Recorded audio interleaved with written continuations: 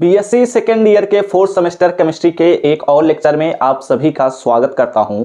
मैं हूं आपका भैया ऋषभ सिंह और आप सभी देख रहे हैं आपका अपना यूट्यूब चैनल ऋषि यस क्लासेस।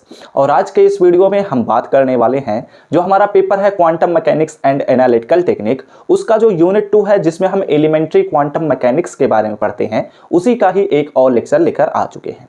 और इस लेक्चर में हम बात करने वाले हैं कि कॉम्पटन इफेक्ट क्या होता है। तो इसकी शुरुआत एक्चुअली 1923 में ऑथर हॉली कॉम्पटन द्वारा किया गया था। उन्होंने अपने एक एक्सपेरिमेंट के थ्रू यह देखा था कि जो हमारे एक्सरेज होते हैं उनका जो वेवलेंथ होता है वह बदल जाता है जब वो किसी ग्रेफाइट या कार्बन के किसी मटेरियल से टकराते हैं, तो उनसे जो स्कैटर्ड लाइट होता है वो उनका रेडिएशन बदल जाता है। फिलहाल यहां पर हम उसे धीरे धीरे करके समझते हैं। ये स्टेटमेंट मैंने बोल दिया है लेकिन लॉजिक पकड़ने की शुरुआत करते हैं। देखो यह बात देखा गया है फोटो इलेक्ट्रिक इफेक्ट वाले लेक्चर में हम लोगों ने यह पढ़ा था। अगर लेक्चर नहीं देखे हैं तो आई बटन पर देख लीजिएगा या फिर पूरे प्लेलिस्ट का लिंक आप सभी को हम डिस्क्रिप्शन में प्रोवाइड कर देंगे। तो फोटो इलेक्ट्रिक इफेक्ट वाले लेक्चर में हमने यह देखा था कि आइंस्टीन ने यह बात कहा था कि जो हमारे इलेक्ट्रोमैग्नेटिक रेडिएशंस होते हैं वो एक्चुअली पार्टिकल से मिलकर बने होते हैं, जिन्हें उन्होंने नाम दिया था क्वांटा और बाद में उसका दूसरा नाम रख दिया गया था फोटॉन। तो जो फोटॉन होते हैं वो एक्चुअली एनर्जी के बंडल के रूप में आगे बढ़ते हैं और उन्हीं से ही इलेक्ट्रोमैग्नेटिक रेडिएशंस बनता है। ये बात हम जानते हैं। उनके पास कुछ सर्टेन वैल्यू ऑफ एनर्जी रखते हैं जिसे हम E = h से रिप्रेजेंट कर रहे थे, जहां पर हमारे पास H जो था वो प्लांक्स कांस्टेंट था और जो न्यू था वो हमारे पास जो इलेक्ट्रोमैग्नेटिक रेडिएशन था उसकी फ्रीक्वेंसी को रिप्रेजेंट कर रहा था। ये बात हम जानते हैं। तो इसी पर ही ऑथर कॉम्पटन द्वारा 1923 में ही एक एक्सपेरिमेंट को किया गया और यह एक्सपेरिमेंट इतना सफल हुआ कि इस एक्सपेरिमेंट के आधार पर ऑथर हॉली कॉम्पटन को 1927 में नोबेल पुरस्कार दिया गया। ठीक है, अब ये कैसा एक्सपेरिमेंट था इसके बारे में हम एक एक करके समझने का प्रयास करते हैं। ओके, ध्यान सुनिएगा, पहले हम समझ लेते हैं, उसके बाद नोट डाउन तो बहुत सारी चीजें करनी रहेंगी। और ये एक्चुअली जो हम इन चीजों को डिस्कस कर रहे हैं ये एक्चुअली फिजिक्स का पार्ट है, लेकिन सभी चीजें तो साइंस ही है ना। तो हमें केमिस्ट्री में अगर क्वांटम मैकेनिक्स के बारे में पढ़ना है तो एक्चुअली क्वांटम मैकेनिक्स ना तो फिजिक्स का है ना ही केमिस्ट्री का है, ये दोनों का ही है। तो इसलिए जो पार्ट्स आपको क्वांटम मैकेनिक्स फिजिक्स में पढ़ना पड़ता है वहां चीजों को डेरिवेट भी करना रहता है। यहां पर हमें डेरिवेशन नहीं बल्कि इन्हें बस केवल कॉन्सेप्ट के रूप में समझना रहता है केमिस्ट्री में। ओके, अब एक एक करके समझने का प्रयास करते हैं।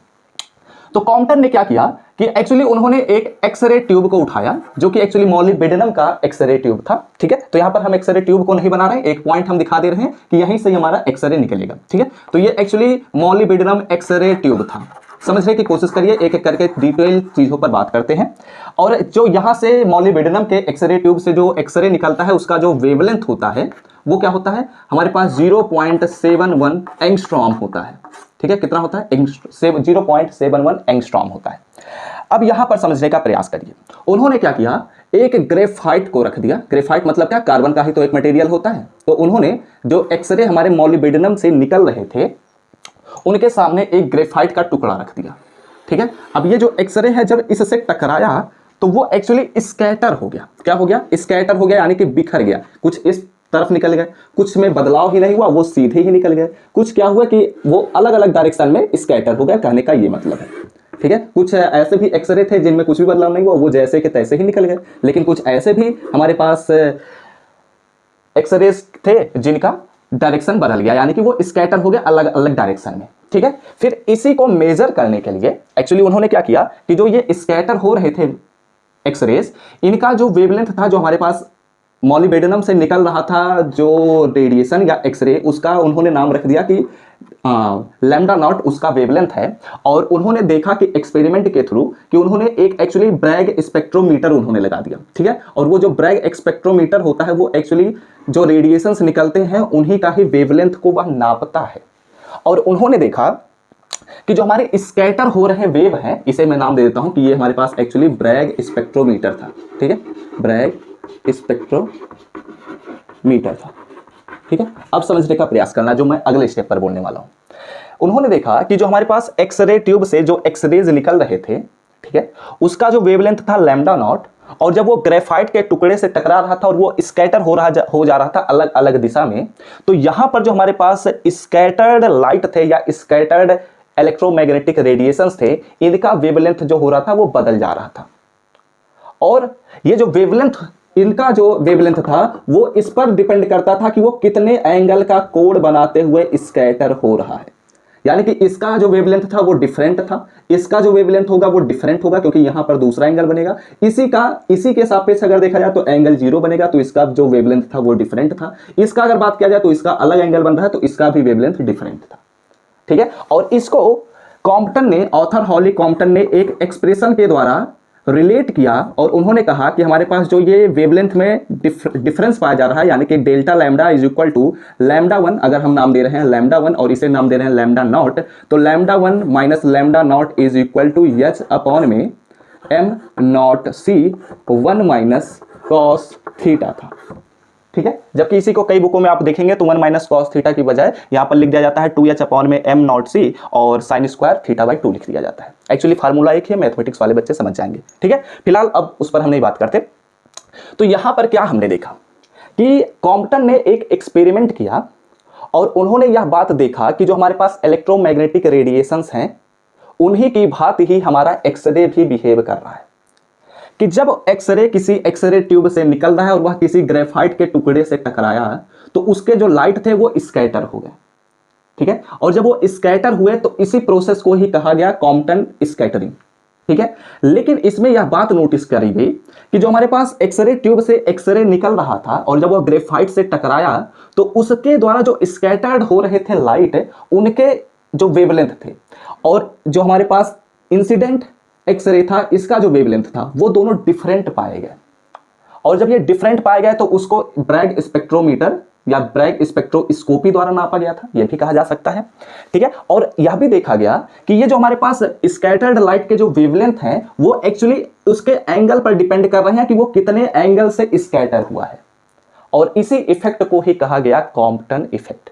तो अब आप सब अपने कॉपी में बीच में हेडिंग डालिए कॉम्पटन इफेक्ट और इसमें पहला लाइन लिखिए कि this experiment is performed by Arthur Holly Compton, इसीलिए इस इफेक्ट को हम कहते हैं कॉम्पटन इफेक्ट। ठीक है, इसमें क्या बात बोली जा रही है, जो चीजें मैंने समझा है वही चीज यहां पर लिखा गया है कि व्हेन मोनोक्रोमैटिक लाइट मतलब क्या होता है कि एक ऐसा इलेक्ट्रोमैग्नेटिक रेडिएशन जिसका केवल एक ही वेवलेंथ हो, उसी प्रकार के लाइट को ही हम कहते हैं मोनोक्रोमैटिक लाइट। जैसे विवग्योर में हमने बात किया था कि एक हमारे पास वायलेट कलर का अगर हमारे पास लाइट है या फिर कोई भी और कलर का लाइट हम लेते हैं, जैसे रेड लाइट को ही लेते हैं, तो वो भी हमारे पास मोनोक्रोमैटिक लाइट कहलाता है क्योंकि उसका जो रेडिएशन होता है, जो उसके वेवलेंथ होते हैं, जो उसके फ्रीक्वेंसी होते हैं, जो उसकी एनर्जी होती है वो समान होती है हर एक पार्टिकल का। ठीक है, इसीलिए उन्हें क्या कहते हैं मोनोक्रोमैटिक लाइट। जब किसी भी लाइट में एक से अधिक वेवलेंथ वाले पार्टिकल्स पाए जाने लग जाएं तो उन्हें हम मोनोक्रोमैटिक लाइट नहीं कहते, उन्हें हम केवल लाइट के नाम से जानते हैं या इलेक्ट्रोमैग्नेटिक रेडिएशन के नाम से जानते हैं। ठीक है, जैसे जो सूर्य के प्रकाश आते हैं, जो सूर्य के किरण हमारे पास आते हैं, वो मोनोक्रोमैटिक लाइट नहीं होते, यह बात ध्यान में रखिएगा। तो when monochromatic light such as, जैसे कि यहां पर जो उन्होंने एक्सपेरिमेंट किया था वो एक्सरे के साथ किया था, लेकिन ये फिर बाद में देखा गया था कि जितने भी मोनोक्रोमैटिक लाइट होते हैं उन सब के लिए यह एक्सपेरिमेंट वैलिड है। इसलिए यहां पर लिख दिया गया कि व्हेन मोनोक्रोमैटिक लाइट, जैसे कि एक्सरे हो गया, गामा रे हो गया या फिर ईटीसी कोई और भी प्रकार के हमारे पास जो मोनोक्रोमैटिक लाइट होंगे, are allowed to fall on the substance of low atomic weight, that is carbon या फिर और कोई भी लाइट एलिमेंट ले लिया जाए।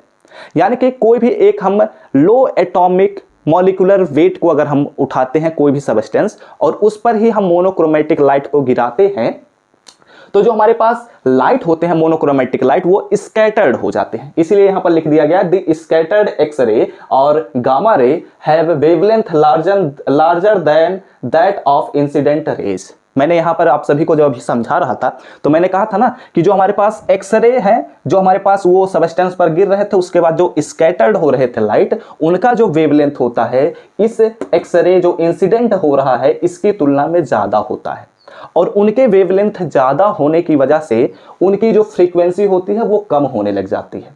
ऐसा क्यों होता है? क्योंकि हम जानते हैं कि जो हमारे पास फ्रीक्वेंसी होता है वो एक्चुअली c/λ के बराबर होता है। यानी कि किसी भी वेव का अगर हम फ्रीक्वेंसी कैलकुलेट करते हैं तो उसके वेवलेंथ के इनवर्सली प्रोपोर्शनल होगा। तो जितना वेवलेंथ ज्यादा होगा उसकी फ्रीक्वेंसी उतनी ही कम होती जाती है, और जिस वेव की जितनी फ्रीक्वेंसी ज्यादा होने लग जाती है उसकी वेवलेंथ उतनी ही कम होने लग जाती है। और किसी भी इलेक्ट्रोमैग्नेटिक रेडिएशन की अगर फ्रीक्वेंसी बढ़ रही है तो उसकी एनर्जी भी क्या होगी, इंक्रीज होने लग जाएगी। ऐसा क्यों होता है, क्योंकि हम जानते हैं कि E is equal to H nu हमारे पास फार्मूला होता है, तो अगर न्यू का वैल्यू बढ़ेगा तो एनर्जी भी बढ़ेगी और इस सिचुएशन में हमारा जो वेवलेंथ है वो कम होने लग जाएगा। लेकिन यहां पर क्या बोला जा रहा है कि इंसिडेंट रेज की तुलना में जो हमारे पास स्कैटर्ड लाइट होगा उसका वेवलेंथ लार्जर है, अधिक है। यानी कि अगर वेवलेंथ ज्यादा होने लग गया तो हमारे पास जो फ्रीक्वेंसी होगी वो कम होने लग जाएगी और जब ये फ्रीक्वेंसी कम होने लग जाएगी तो उसकी एनर्जी भी कम होने लग जाती है। तो सवाल उठता है कि एनर्जी कम जब हो रही है तो जा कहां रही है एनर्जी, क्योंकि हम जानते हैं कि एनर्जी को ना तो नष्ट किया जा सकता है ना ही निर्माण किया जा सकता है, बल्कि एक फॉर्म से दूसरे फॉर्म में बदला जा सकता है, law of conservation of energy से रिलेटेड। ठीक है, तो अब ये एनर्जी जा कहां रही है इसके बारे में भी हम बात करेंगे, लेकिन अभी पहले इन सेंटेंस को पहले नोट डाउन तो कर लीजिए। तो इसके बाद क्या बोला जा रहा है, the scattered X-ray have lower frequency. क्या बोला जा रहा है, the scattered X-ray have lower frequency. उसके पास जब वेवलेंथ ज्यादा होने लग गया तो फ्रीक्वेंसी कम होने लग गई, वही बात यहां पर बोल दी गई। दैट इज, इसका मतलब क्या हुआ कि उसके पास एनर्जी भी कम होने लग गई है। देन इंसिडेंट रेज, जो इंसिडेंट हो रहा लाइट उसकी तुलना में इसकी स्कैटर्ड लाइट की एनर्जी कम होने लग जा रही है। देयरफॉर, इसलिए X-ray contained radiation of higher wavelength, this effect is known as Compton effect, और इसी इफेक्ट को ही हम कहते हैं कॉम्पटन इफेक्ट। ठीक है, इतनी चीजें आप सब समझ चुके होंगे। तो आप क्या करिए, पहले इसका स्क्रीनशॉट ले लीजिए। इन चीजों को नोट डाउन नहीं करना, ये बस आपको समझाने के लिए बात बोली गई है। इन चीजों को पहले नोट डाउन कर लीजिए, फिर उसके बाद हम इन चीजों पर बहुत ही डिटेल से भी बात करने वाले हैं। ठीक है, तो अभी जो हम लोग बात कर रहे थे कि स्कैटर्ड लाइट की जो एनर्जी है वो कम हो जा रही है, जबकि इंसिडेंट लाइट की जो एनर्जी थी वो ज्यादा थी। इसके पीछे का लॉजिक भी अब पकड़ना शुरू करते हैं। तो देखो, इसके पीछे का लॉजिक बहुत ही आसान सा है। लेट अस सपोज, हम सपोज कर ले रहे हैं, चूंकि हम लो एटॉमिक मॉलिक्यूल ले रहे हैं, वेट, लो एटॉमिक वेट ले रहे हैं, तो इसलिए हम क्या करते हैं, एक कार्बन को उठा लेते हैं। कार्बन का एक हम परमाणु उठाते हैं, एक हम एटम उठाते हैं। इस बात को ध्यान दीजिएगा। ठीक है, तो इसका मान लेते हैं कि ये हमारे पास आउटर सेल है। ठीक है, ये हमारे पास कौन सा एटम है, कार्बन एटम है। ये हमारे पास उसका आउटर सेल है। अब ये जो आउटर सेल होता है इसमें एक्चुअली एक इलेक्ट्रॉन हम सपोज कर लेते हैं कि यहां पर प्लेस्ड है। ठीक है, अब यहां से हमारे पास एक एक्स-रे आया जो कि कुछ इस प्रकार ही आगे बढ़ेगा। ये बात तो आप सभी को समझ में आ ही रही होगी। ठीक है, क्योंकि ये इलेक्ट्रोमैग्नेटिक रेडिएशन है। अब ये जब एक्सरे आया तो एक्चुअली क्या हुआ कि ये जब आया तो ये इलेक्ट्रॉन से टकराएगा। ठीक है, क्या होगा, इलेक्ट्रॉन से यहां पर आते हुए टकराना यहां पर आएगा और फिर वो क्या करेगा, इलेक्ट्रॉन से ऐसे टकराएगा। अब ये जो हमारे पास इलेक्ट्रॉन है, जब इलेक्ट्रॉन, फोटो इलेक्ट्रिक इफेक्ट वाला कॉन्सेप्ट मैं यूज करने वाला हूं, ध्यान दीजिएगा। अब ये जो इलेक्ट्रॉन है वो इस इलेक्ट्रोमैग्नेटिक रेडिएशन के एनर्जी को क्या करेगा, एब्जॉर्ब करेगा।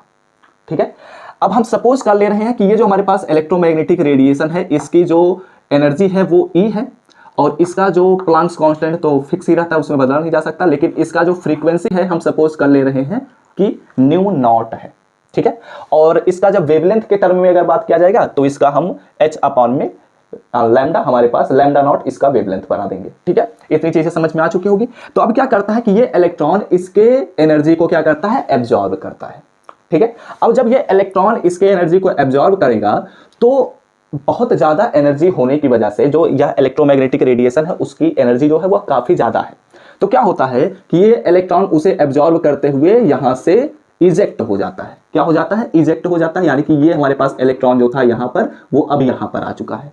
वो अपने सेल को तो छोड़ा ही छोड़ा, यानी कि वर्क फंक्शन तो काम किया ही किया, उसके साथ साथ वह इतनी एनर्जी को एब्जॉर्ब कर लिया था कि वह अपने सरफेस को भी छोड़कर निकल गया।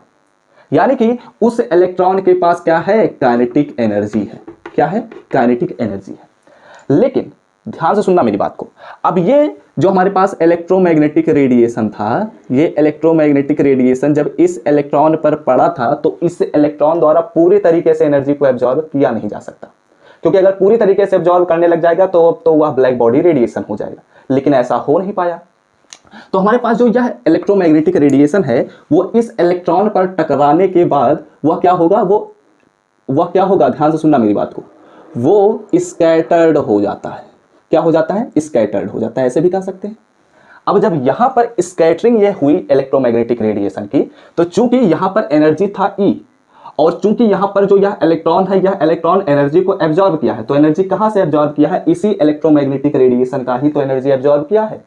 तो जब एनर्जी एब्जॉर्ब करेगा, और मैंने कहा पूरी तरीके से भी एब्जॉर्ब नहीं कर सकता, तो इसके पास कुछ तो एनर्जी बचेगी और उस एनर्जी को हम नाम दे देते हैं ई dash.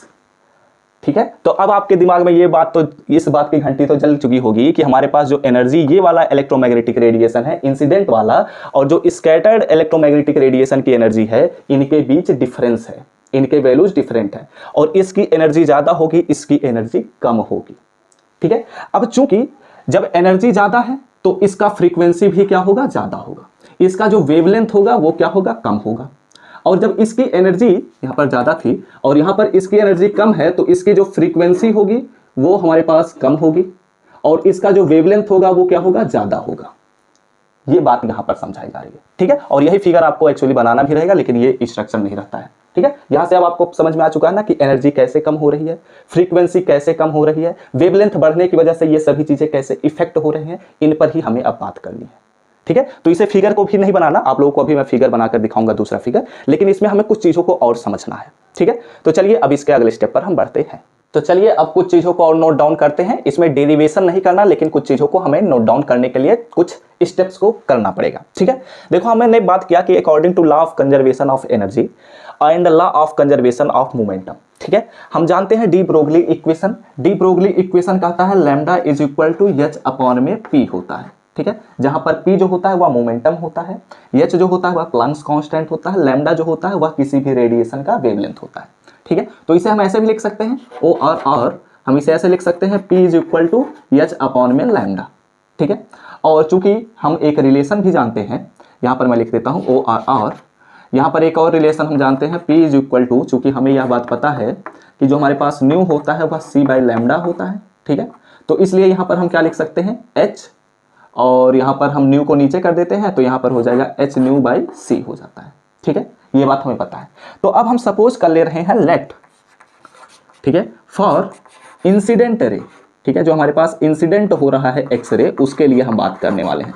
For incident X ray, जो इंसिडेंट हो रहा है एक्स रे, उसके लिए हम बात करें तो हम सपोज कर ले रहे हैं कि उसका जो मोमेंटम होगा, ठीक है, मोमेंटम, उसका जो मोमेंटम होगा उसके लिए h, और हम मान ले रहे हैं कि उसका जो फ्रीक्वेंसी है वो h न्यू नॉट है, और उसके लिए जो हमारे पास स्पीड ऑफ लाइट तो सबके लिए सेम ही होता है, तो h न्यू नॉट अपॉन में c। या फिर इसी को हम ऐसे भी लिख सकते हैं, कैसे लिख सकते हैं, h अपॉन में लैम्डा नॉट हम सपोज कर ले रहे हैं। ठीक है, इतनी बातें क्लियर हुई। अब यहां पर हम क्या करते हैं, फॉर स्कैटर्ड लाइट। ठीक है, अब जो हमारे पास स्कैटर्ड हो रहा है लाइट, उसके लिए अगर हम बात करते हैं फॉर स्कैटर्ड एक्स रे, अब जो स्कैटर्ड हो रहा है एक्स रे, उसका जो मोमेंटम होगा, ठीक है, उसका जो मोमेंटम होगा वो कितना हम सपोज कर ले रहे हैं, एच, और न्यू डैश हम मान ले रहे हैं। ठीक है, और अपॉन में वहां पर जो हमारे पास वेलोसिटी ऑफ लाइट तो वो तो सी ही रहेगा, और इसी को हम ऐसे भी लिख सकते हैं, एच अपॉन में लैम्डा डैश। ठीक है, इतनी बातें आप सभी को क्लियर हो रही होंगी, कोई प्रॉब्लम तो होनी नहीं चाहिए। तो इसलिए हम क्या करने वाले हैं, यहां पर अगले स्टेप पर ध्यान दीजिएगा, हम लिख लेते हैं, क्योंकि यहां पर डेरिवेशन तो करना नहीं है। ठीक है, तो अकॉर्डिंग टू कॉम्पटन, यहां पर डायरेक्ट हम चीज़ों को लिखने वाले हैं। ठीक है, अकॉर्डिंग टू कॉम्पटन में सी को कैपिटल कर दीजिएगा। According to Compton the difference, ठीक है, ऐसे लिख लो, थोड़ा सा सेंटेंस लिख लेते हैं, नहीं तो एग्जामिनर कैसे समझेगा कि आपको ज़्यादा चीज़ें पता है। द डिफरेंस बिटवीन, ठीक है, द डिफरेंस बिटवीन स्कैटर्ड, ऐसे लिख लेते हैं, the difference between wavelength of, ठीक है, वेवलेंथ GTH होता है ना, वेवलेंथ ऑफ लाइट। इस लाइट में दोनों प्रकार के लाइट आ गए, इंसिडेंट लाइट और स्कैटर्ड लाइट दोनों ही आ गए। ठीक है, delta lambda is equal to lambda dash minus lambda, चूंकि जो हमारे पास लैम्डा डैश का वैल्यू ज़्यादा होता है इसलिए हम ऐसा लिख रहे हैं, lambda dash minus lambda is equal to हमारे पास होता है एच अपॉन में am not c and 1 minus cos theta होता है। ठीक है, ये हमारे पास फार्मूला होता है। इस फार्मूले को याद कर लीजिएगा, क्योंकि इस फार्मूले को हम डायरेक्ट रखते हैं, इसे हमें डेरिवेट करने की जरूरत नहीं है, बस आप लोग को डायरेक्ट रखना है। ठीक है, जहां पर यह भी बता दो कि हमारे पास क्या क्या चीज़ है, क्या क्या है, जैसे कि एच जो है वो क्या होता है, वह एक प्लांक्स कांस्टेंट होता है। ठीक है, प्लांक्स कांस्टेंट, जिसका वैल्यू मैं ऑलरेडी बता भी चुका हूं, और यहाँ पर जो एम नॉट होता है वो actually mass of mass of electron होता है, ठीक है, इलेक्ट्रॉन। लेकिन किस पोजीशन पर, जब वह रेस्ट कर रहा होता है तब की बात की जा रही है, ठीक है, तो इसलिए ब्रैकेट में रेस्ट लिख दीजिए। जो c होता है वह होता है velocity of light, velocity of light, okay. और जो हमारे पास थीटा होता है वो होता है एंगल बिटवीन